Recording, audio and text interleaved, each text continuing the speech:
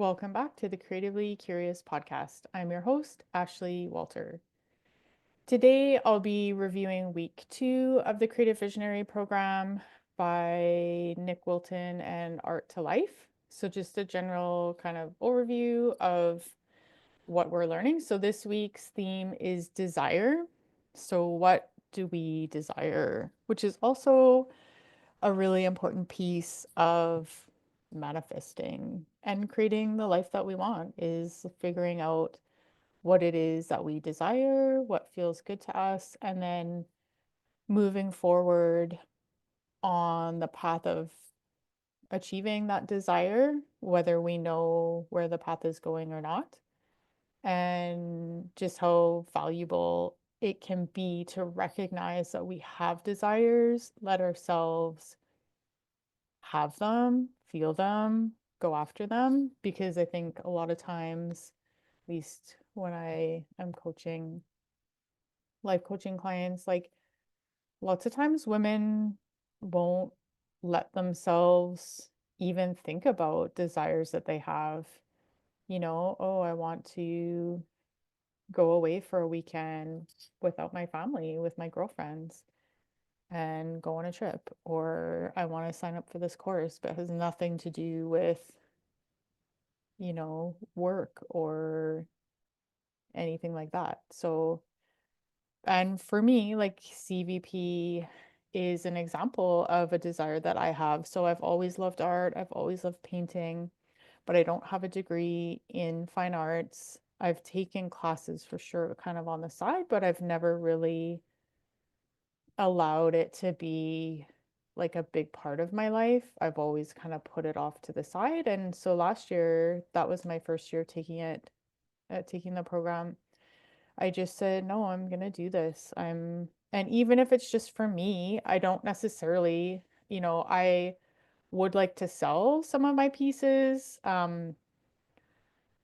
because it's like kind of sharing that passion, sharing that joy with other people. And, when you're painting, you accumulate a lot of things. So, it'd be nice to kind of share that, but I would still do it regardless of whether I make money from it or not. Like it's just such an important piece for me feeling better or feeling good that even if I don't sell anything, I'm still going to do it.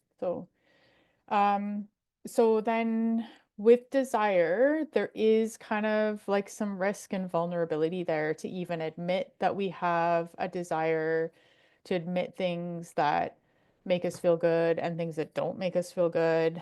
And that vulnerability and that risk creates amazing art. So, when we're bored in our lives and kind of like, anyone who has kids and the kind of feels a little bit like Groundhog Day, where it's like get up, get them to school, go to work, get them back, feed them, do all the things, get them to their activities. Like it can feel a bit boring. So, um, yeah, and then that if we're coming from kind of a bored place, that doesn't create good art. And then Nick Wilton talks about, I think he calls it fail, so first attempt in learning, which I love that definition, and how we actually need to fail and we need to just try things and see what works, see what doesn't work. And I know I found that in my sketchbook, like even the change that I have made since last year. Like didn't really even feel comfortable in my sketchbook starting out. I felt kind of uncomfortable and like, what am I gonna do? And this has to be perfect. And like some of the things I did kind of totally mess up on and they look really ugly. But I learned like I have a tendency to just take things a bit too far. And it's hard sometimes on paper to come back from that. So but I also learn, I'm trying different textures, trying different things. You learn through everything that you do.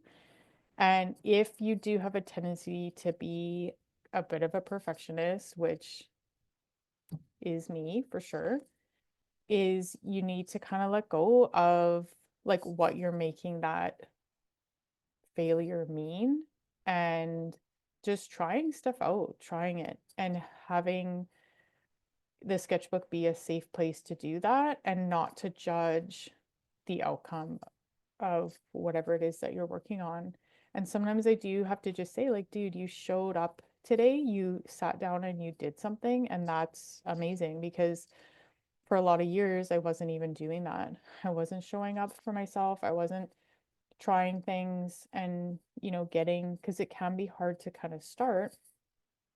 But if you are starting and you are doing things, like, to just know that it's all part of the process. Like, we don't necessarily know where we're going when we're in it, but we're learning from everything that we do. And that basically mistakes are essential for learning.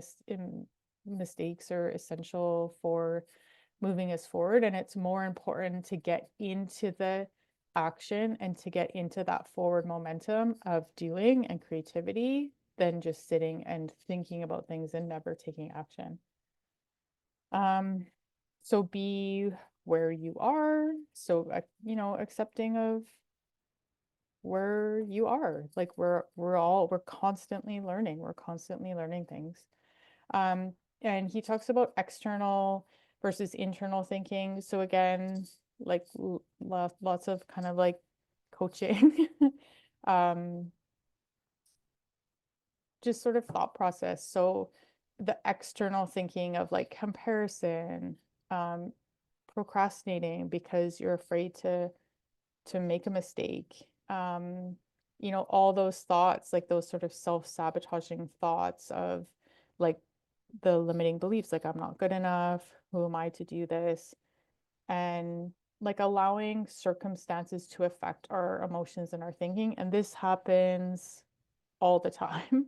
Like, as a life coach, I can just see it so much, even within my own family, where we're allowing, and I do it too, like external things to affect how we're feeling. And it's like we do have a choice, and like lots of things are really not important. Like, I'm not talking about major, huge like ordeals, like deaths and traumas, but like everyday things that happen that we then let affect our mood. And it's like, we do, I think, for those things have a choice, where if we want to show up in joy, in enthusiasm, in gratitude, we get to choose that. And then the internal thinking is all of that. So like knowing that we have a choice on how we show up and doing things that light us up, that we like to do, that bring us joy, bring us energy, and noticing the thoughts of like, it's easy to think of negative thoughts and to be hard on ourselves. So then actively choosing a different path of like gratitude, and even the fact that like maybe you did show up today, whereas before you weren't showing up regularly. So that can be a really good thing to acknowledge for yourself. And what brings you alive? So this week is desire. So doing a desire board. And that's kind of like, I've done workshops on this, and I try to do one every year, is desire dream board, vision board.